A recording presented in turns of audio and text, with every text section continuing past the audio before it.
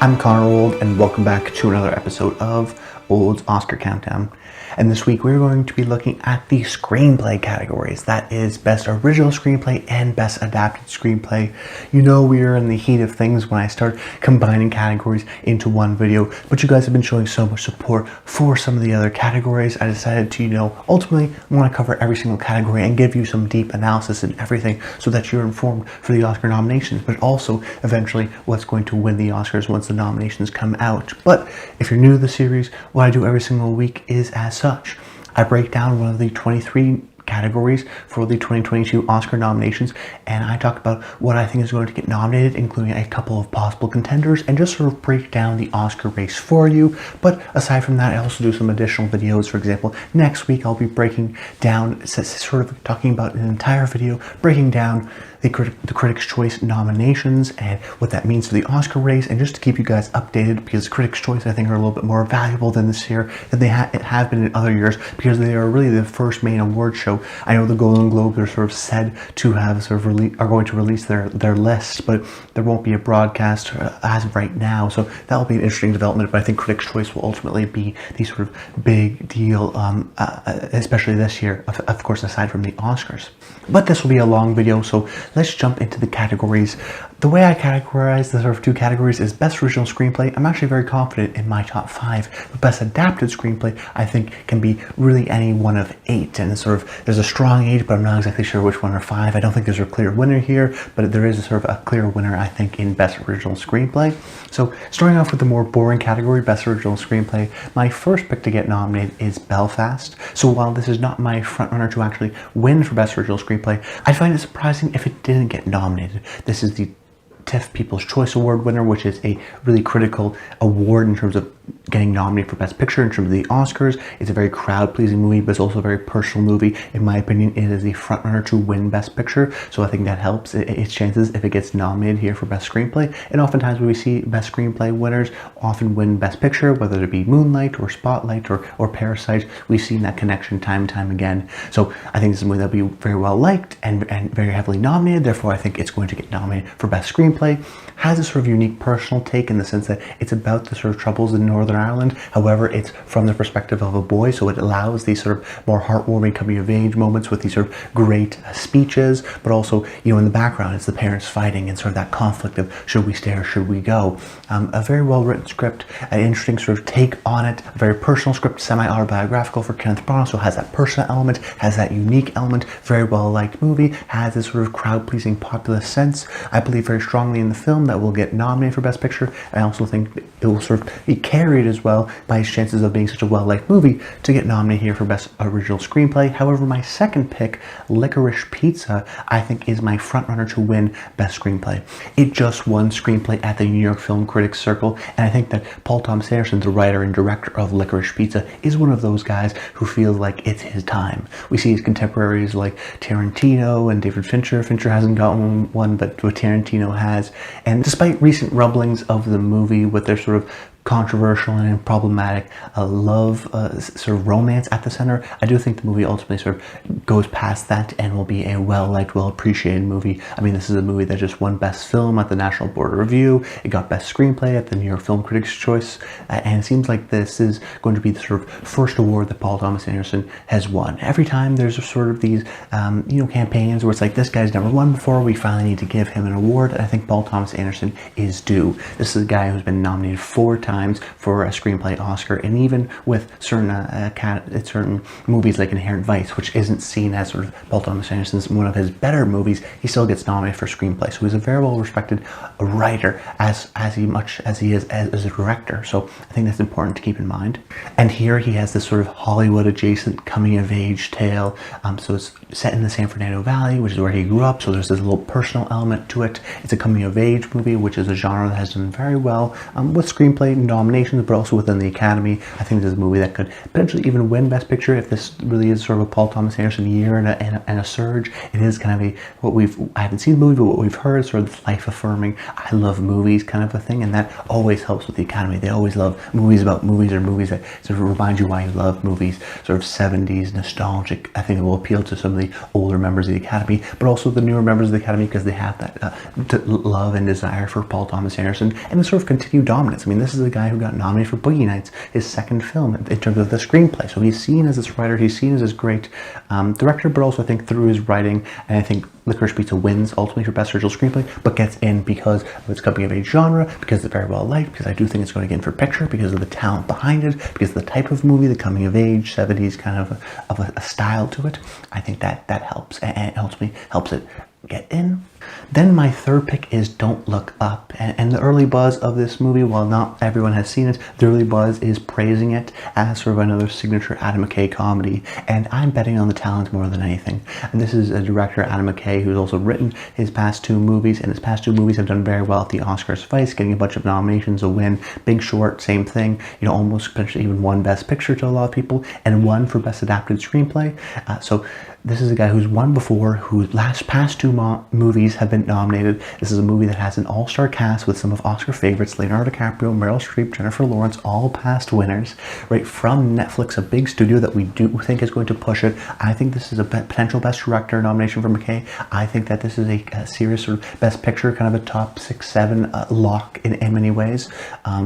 The real concern is like maybe Leonardo DiCaprio misses, or Meryl Streep, maybe she gets in. It's concerning in terms of its acting nominations. However, we've seen, Big Short won for Best Adapted Screenplay because McKay is so known for mixing these sort of comedic elements with these sort of larger social themes, in this case about climate change and the end of the world. So it has a little bit of seriousness, has a little bit of prestige, but it's also very funny. Even from the trailer, has a lot of these sort of funny, jokey lines that McKay is known for and has been rewarded for in the past. Plus, this is a category that, even though the Oscars don't love comedies, this category has been very rewarding to it, whether it be The Lobster or Bridesmaids, past nominations. So that doesn't really hurt it, the comedy element. I think that I see a very funny movie from past winners, from sort of a lot of talent, from a studio that's sort of campaigning it, from a movie that I think is going to get in for Best Picture. I feel very confident that Don't Look Now is going to get nominated, but I do feel confident in my 5. Then my fourth slot, I'm going to go with Being the Ricardos. This is the screenplay by Aaron Sorkin, and that really should be the end of the statement, because he is a person who, for every single one of his directorial debuts, Trial of Chicago 7 and Molly's Game, has been nominated for a Best Screenplay category. Trial of Chicago 7, Original Screenplay; Molly's Game, Best Adapted Screenplay. But this is also a guy who's been nominated twice aside from that with Moneyball, and then won with David Fincher's The Social Network. He's a guy who has had a long career of writing movies with big speeches, of having this signature fast style of dialogue, and he is known for being a writer, so much so that he didn't even get in for Best Directing for Trial of Chicago 7, even though it's a movie that's very well liked. And I think that its sort of appreciation of a writer will help him in this case. For Being the Ricardos, I don't think it's a Best Picture contender, but it has some of the talent behind it. I mean, it has 2 past Oscar winners in Nicole Kidman and Javier Bardem, and of course Aaron Sorkin writing and directing the movie. It's from Amazon, which is their sort of big play this year because they didn't really have one, so it's going to be Being the Ricardos. It's coming out late, which I think helps in terms of avoiding certain controversies that some people may have in terms of the casting decisions and Aaron Sorkin's recent comments. And there's sort of a little bit of a willingness to maybe rag on him because he just had a movie, Trial of Chicago 7, last Oscar race, and now he's having another one. I don't think it'll be as successful in terms of a Best Picture contender. Like I said, I don't think it's going to in for Best Picture. However, this is Aaron Sorkin, a signature style of writing. People love this sort of fast-paced dialogue, the speeches that give the actors. We think J.K. Simmons is going to get in for Best Supporting Actor. We think Nicole Kidman is going to get in for Best Lead Actress. So we know screenplay and the acting categories are there. So oftentimes, hey, we're going to nominate Nicole Kidman for having this great performance. Well, what about the script that she relied on? What about the dialogue that she had? Aaron Sorkin is known for giving great dialogue and for giving actors these sort of nominating performances. So I think Being the Ricardos, even though I don't think it's a big sort of Oscar contender, I do think gets in for screenplay without a doubt. Then in my fifth slot, I went with King Richard, and I'm just as confident in King Richard getting in as something like being the Ricardos, just because I have it in my fifth slot here, because the writer is a sort of first-time writer who's never been nominated before, a little bit of an unknown writer. However, he does a terrific job at blending the sports movie and the biopic movie, two categories which the Academy hasn't really appreciated before, particularly something like biopic. But a screenplay of a sports movie like Moneyball from Aaron Sorkin has been nominated before. This movie is also a movie that, like being the Ricardos, I do expect to have a lot of acting nominations. I think Anjanae Ellis gets in. I think John Berthel could get in for Best Supporting Actor, but the main one being Will Smith for Best Lead Actor. I think that's important because you have to go all the way back to 2009 to find a movie that had a Best Lead Actor winner not have their movie get nominated for Best Picture. And that's important for a couple of reasons.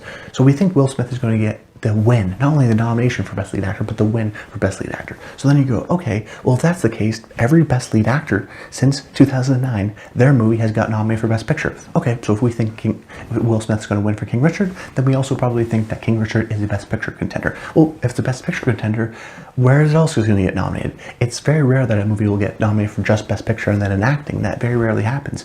So I think this is a movie that was, very well celebrated coming out of Telluride, has a very sort of strong audience reception as well as a critical reception, has Warner Brothers behind it, which we do expect, along with Dune, to really be campaigning this movie. Will Smith seems to be sort of campaigning in his own right to win that Oscar, which I do think he will. So I look at the movie and I go, well, Will Smith I think is going to win. And then I look at the movie, I think it's going to get nominated for Best Picture. It's this crowd-pleasing movie.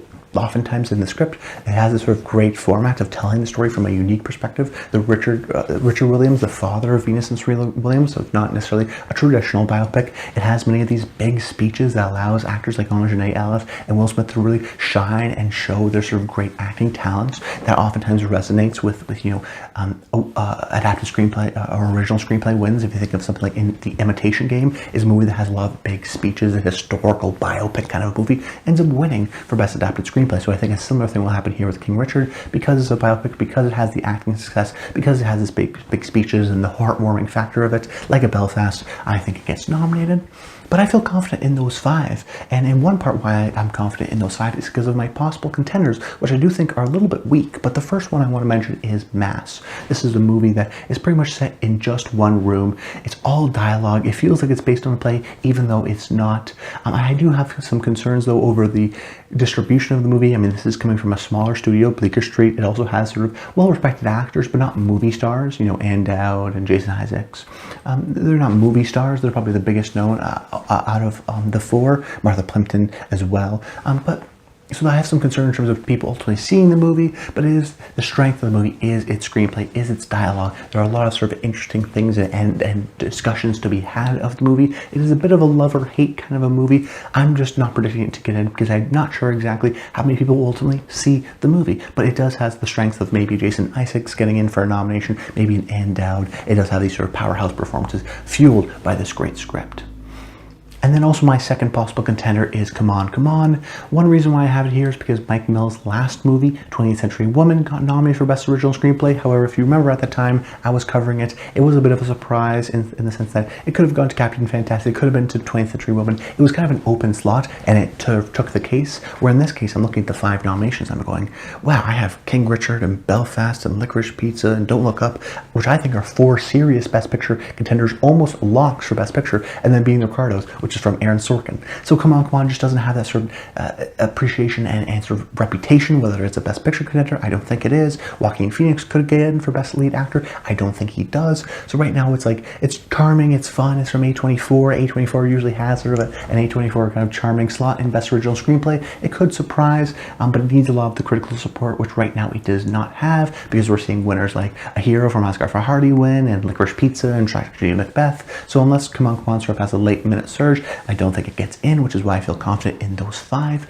But now transferring over into the Best Adapted Screenplay predictions, where I think there really are sort of 7 or 8 strong contenders that could get nominated, but I'm going to tell you why I went with my 5. So my first pick for Best Adapted Screenplay is The Power of the Dog, written by Jane Campion, based on the cult novel. It is an interesting movie because I think it's more of a situation similarly to almost Belfast that will be carried by the strength of the movie. I think Jane Campion is still the sort of frontrunner to win for Best Director. It had a bit of a stumble in the sense that the National Board Review did not have it within its top 10, But that being said, it does seem to resonate with the audiences as much as it does with the critics, because it premiered at the #1 movie on Netflix in the US. It's also top in Canada and in the UK. So major portions of the Academy, major sort of voting groups of the Academy, clearly the audiences in their countries have been seeing the movie.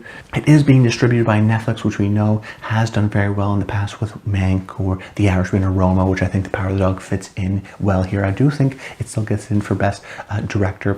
Oftentimes in terms of the screenplay, the dialogue is almost elegiac in the sense that it doesn't reveal too much. It relies so much on the actors. The dialogue can be sparse at times, but also very revealing. And you sort of are lingering, especially how the story is told. You're always wondering where it's going to go, and you never know where it's going to lead you. It doesn't follow traditional structure, which I think will be appreciated. Jane Campion is a past winner for screenplay for The Piano, so I do think she's a well-appreciated screenwriter. This will sort of follow in that similar path, and I do believe in the strength of the movie in terms of its critical appreciation, in terms of the studio backing it, and in terms of it ultimately getting maybe a Best Director win and a Best Picture. So therefore it makes sense to me that it gets that above the line support. Also, I think Benedict Cumberbatch, Kirsten Dunst, maybe Cody Smith-McPhee get in for supporting in terms of the acting nominations. So there's always this connection where if you get a bunch of acting nominations, well, oftentimes it's very easy to get a screenplay nomination as well, because, well, what actors, what material do they work with? Obviously, that screenplay. Then with my second pick, I'm going to go with The Lost Daughter, based on the Elena Ferrante novel, who is a very sort of well-acclaimed author, Italian author. One of her novels, My Brilliant Friend, which is based on one of her novels, is an HBO series, which has, a couple seasons, and it's renewed for a third, and it's a well-appreciated, liked series. So she's a very well appreciated, a popular novelist here. But Maggie Gyllenhaal is directing the movie, but also adapts her book, and it won the Best Screenplay award at Venice, and while I'm a little bit concerned in the sense that it hasn't won any sort of critics screenplay awards of sort of significant note, I do think it still gets in because of how the story is told. I haven't seen the movie personally, but based on what we sort of are told about it and critical reviews, kind of the way the story unvolves, and we sort of go deeper and deeper into this woman's life, and sort of the third act reveals are very interesting and very engaging, and sort of are one of the main appeals from the movie. We've also seen this many times before, where we've got this sort of first-time director that does this great job, and then there's a writer-director, and it's like, hey, we really like your movie. We don't maybe love your movie, so it's not getting in for Best Director. You're not ready for the big leagues yet, but hey, we'll give you a Best Screenplay nod because it was creative and it was unique. We've seen that sort of situation happen time and time again, so I think Maggie Gyllenhaal here gets that Screenplay award. Also, we think, maybe a Jessie Buckley could get in for Best Supporting Actress. I think Olivia Colman is close to a lock for Best Lead Actress, just because she is so well liked. The concern is that Netflix doesn't promote this movie, and it sort of fizzles out because of that. But I do think that the sort of interesting, revealing, mysterious kind of a nature of the story and how it evolves will be someone that will initially go, wow, what a great screenplay, what a great story, and people will associate with that with screenplay, and ultimately is also another way to reward Maggie Gyllenhaal in her directorial debut.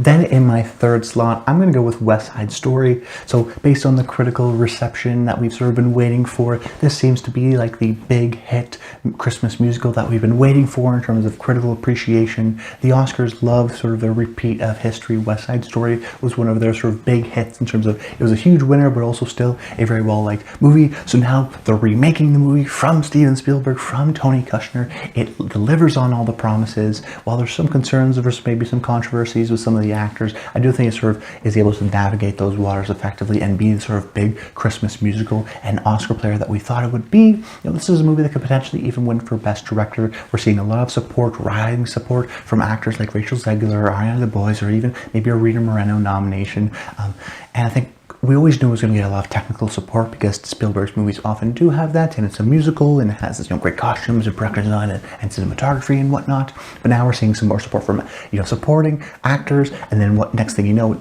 Steven Spielberg gets in for director. We already thought it's going to be Best Picture contender, so oftentimes the screenplay nominations often tie to Best Picture contenders, and I do feel confident that West Side Story is a Best Picture contender. But also, this is from Tony Kushner, who is a Tony Award winning playwright who has been nominated twice for Lincoln and Munich, two other Steven Spielberg movies. So who's to say that this won't be sort of Steven Spielberg, another sort of nomination for him? I think that helps because oftentimes musicals sort of get overlooked in the screenplay category just because they're musicals, they don't have a focus on necessarily the dialogue. But in this case, I think it's going to be a well-liked movie. It's also from Tony Kushner, who's a well-appreciated playwright, so you have this sort of play, a little connection there too. And I think West Side Story, because of the strength of the movie, but also because of the strength of the talent behind it, in this case Tony Kushner, gets that nomination. Then in my fourth slot, I went with this Tragedy of Macbeth, which is a movie I'm a little bit confused by in the sense that some people have been throwing it off their nominations. Some people sort of have lost confidence in the movie, and there's some concerns over critics not seeing the movie in time and screening issues. However, if you look at the trail of the facts, if you look at the talent behind it, I'm still a major believer of the Tragedy of Macbeth. I see a movie that could get nominated for Best Picture, that has sort of two potential lead actor nominations in Frances McDormand and Denzel Washington. I think Denzel Washington is close to a lock, so it has an acting nomination, which helps. And you look at the talent behind it, the writer-director, Joel Cohen, has been nominated 7 times for Best Screenplay and has won Best Screenplay a couple times. So this is a guy who is very well appreciated. The Coen brothers, in this case, just Joel Cohen working alone for the very first time. But this is someone who's very well appreciated. Their dialogue, their style of filmmaking, now approach to Shakespeare. I mean, let's not forget something like The Ballad of Buster Scruggs will get a surprise Best Adapted Screenplay just because the Academy really likes the Coen brothers and their sort of brand and style of dialogue. So now, while this movie is sort of very much a Shakespeare movie and using that Shakespeare dialogue, it could be sort of seen in one sense of, oh, well, they just took Shakespeare, there's no sort of real talent of it. On the other side, it could be like, well, the dialogue that they did use, how they sort of changed it ever so slightly. It's still a Coen brother. We still like him very much. This could be still a movie that's very well appreciated. I think it's telling that the National Board of Review gave this movie Best Adapted Screenplay winner. So that's very telling that a critics group thought the movie was so terrific and the screenplay was so terrific. And we've seen, best Shakespeare sort of adaptations like Hamlet's, Kenneth Branagh's Hamlet's got nomination. Even something like Shakespeare in Love won for Best Original Screenplay. So there are sort of adaptations using Shakespearean dialogue that have been nominated before, so I don't think that should scare you away. And then I look at the talent of the movie. I think there's a clear, defined acting nomination. I look at the Coen brothers, who's been nominated 7 times. So I think this is a movie that could be breaking late and people will forget about. But once people start to see the nominations that it gets, I think it will sort of remind ourselves that, hey, this is still a Joel Coen movie. This is still a Shakespeare movie. This is a writer-focused kind of a movie. And I think it gets in for Best Adapted Screenplay. And then in my 5th slot, I went with CODA. I think this is the sort of independent slot. Oftentimes we see it in the Best Original Screenplay category, whether it be First Reformed or The Big Sick. These movies that only get 1 nomination and get in for Best Original Screenplay. Something like 20th Century Woman is a classic example as well. And it is oftentimes these sort of smaller movies, these independent movies that are well liked and critically appreciated, but not necessarily as well seen, and they'll often get the sort of 1 screenplay category. And CODA, maybe even a Best Picture contender, but right now, because it's so small, it does seem to be a little bit on the outside of picture. It seems to be maybe on the outside of Marlee Matlin or Troy Kotsur for Best Supporting Actor. But right now, I think it's in a perfect position. And if anything, I'm more confident in the screenplay chances more than anything, because like I said, The Big Sick was a movie where we thought Holly Hunter will get in for Best Supporting Actress. She doesn't, but the movie still gets in for screenplay. First Reformed, we thought Ethan Hawke was going to get in. He didn't, but still got in for screenplay. So I think CODA still has it in that sort of independent, a 1 Sundance, kind of that Sundance darling. Doesn't have all the stars, but is a sweet, heartwarming movie. Also, the movie is signed. It's a sign, portrays deaf protagonists. So you see subtitles on the screen, and you may think, oh, it's subtitles, there's no dialogue, people won't like that. Well, in the past couple of years, we have actually proof to deny that fact. Parasite, which is a foreign movie, won for Best Original Screenplay. Minari last year got nominated for Best Original Screenplay. So I think the fact that it has subtitles and that you're reading for most of the movie actually helps the dialogue, because you remember the dialogue, because you're reading it, because it places an extra emphasis on it by placing a visual sort of aid on top of the movie. Plus, in the way that Belfast or King Richard, I think, are going to get in for their crowd-pleasing factors, I think CODA will also have a sort of great crowd-pleasing element to it too. The question is ultimately will Apple campaign this movie as much as it should? Will enough people see it? I do think they do, and even if it sort of disappoints in a Marlee Matlin or a picture, I do think it still gets in for Best Adapted Screenplay. But there are a couple of possible contenders, major ones that I did not mention that I think could get in, but are on the outside right now. The first being Nightmare Alley, which we're finally getting some critical response to. And while it's not seen as a sort of amazing movie like The Shape of Water initially was, only has an 81% on Rotten Tomatoes, still a positive movie. Once again, sort of mentioning the appreciation of the technical craft which Guillermo del Toro is known for. So we already expected that, but now I have a little bit more concerns because it's not this amazing critical favor and darling. I have some concerns that Bradley Cooper, I'm not sure it's going to get in for Best Lead Actor anymore. Kate Blanchett maybe gets in for Supporting Actress. And then you have to wonder, well, if, you know, like I said in the director's video, is Del Toro really going to get in when we have someone like Denis Villeneuve, who is seen as sort of the technical master this year? Well, we have two technical masters in the sense that we have two directing nominations that have no acting support, which is a sort of a rarity. So I have some concerns over the movie's chances in terms of, you know, I think it's going to get in for Best Picture and the technical awards, but screenplay, I'm not exactly sure. You know, it's an interesting movie in the sense of how it's told and, you know, based on the 1947 movie and sort of how the realms of how it kind of eventually evolves throughout the story and the twists and turns of it, I think will appeal to Academy members, and is, you know, a big movie from Searchlight that should sort of get the support it deserves. So maybe I'm sort of underestimating it, but I am concerned over its acting chances, which I think hurts its screenplay chances and its overall movie chances, and doesn't have this critical support that maybe I thought it would. So it'll be interesting to see how this sort of ultimately evolves. But if maybe they don't want to give it to Del Toro in for directing, they'll give it to him here in the nomination for screenplay. Then my final thought, I went with The Humans, which is based on Stephen Karam's play, who also, you know, wrote and directed the movie. It's a very dialogue-heavy movie. At times it feels like a play, but it does some interesting things in terms of claustrophobia and interesting kind of almost horror movie elements to it that brings kind of an interesting twinge to it. However, for the most part, this movie succeeds because of its screenplay, because of its dialogue between the characters and the interesting sort of revelations and how people talk and the different interactions and the recurring themes of dreams and 9/11 kind of shows up in an interesting kind of way of ultimately confronting it. So we've seen past plays like One Night in Miami and The Father just last year, you know, won. So these are adapted screenplays based on plays. So we've seen them sort of be appreciated by the Academy. However, the real concern is The Humans going to be seen by enough people? Right now, it doesn't have a lot of that buzz, doesn't have a total amount of amazing critical appreciation, which you'd really want to see it happen, which ultimately hurts someone like Richard Jenkins' chances as well. So I'm a little bit concerned in terms of the overall movie being seen. However, you know, I do think it's a strong possible contender, and you know, there are a couple others. Dune could potentially even be a strong possible contender that I haven't mentioned, and this is a real category that I don't even think has a strong winner. We'll ultimately sort of see those nominations. Those are my 5 for my given reasons, and Best Original Screenplay I feel a little bit more confident in, but it should be a fun category nonetheless. But that's about it, guys. I hope you enjoyed the video. Make sure you comment below. Let me know your thoughts on both the Best Original Screenplay category and the Best Adapted Screenplay category. Next week, we're going to be dedicating, like I said at the top of the show, a nomination sort of period of reactions of the Critics' Choice. I'm assuming, you know, this is how the way I've sort of looked at their website. This is, you know, it should be up in terms of the nominations. If not, we'll make a pivot and sort of continue breaking down the categories. But that should be fun, just to sort of get another sort of full, concrete understanding of the critics' appreciation and sort of the overall broad support of another large group. That should be fun too. But that's about it, guys. I hope you enjoyed the video, and until next time, stay tuned.